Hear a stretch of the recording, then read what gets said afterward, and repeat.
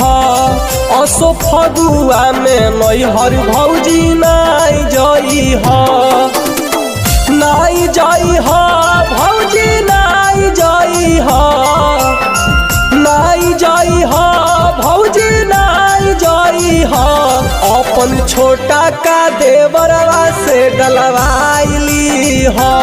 असो फगुआ में नैहर भौजी नाई जई ह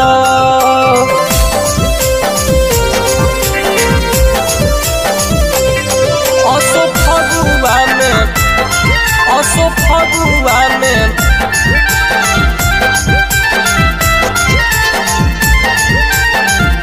नैहर भौजी नाई जई ह अइलो नहीं भैया भौजी होलिया में घरवा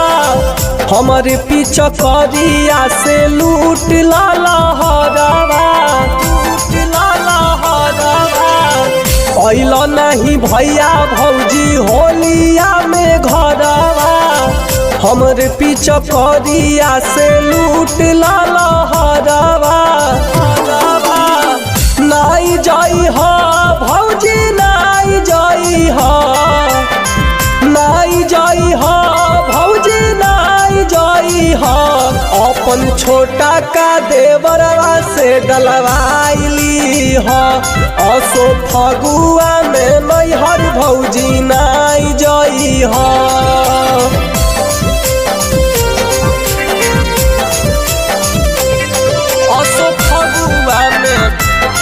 असो फगुआ में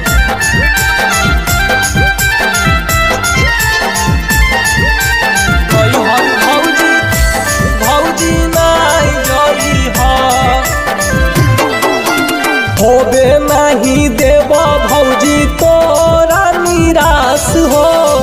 चोलिया के चीज रंग तो सूरज पर आकाश हो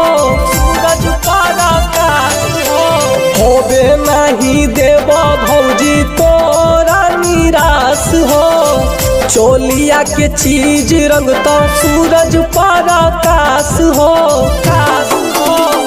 नाई जई ह भौजी नाई जई ह नाई जई ह भौजी नाई जई ह अपन छोटा का देवरवा से डलवाइली ह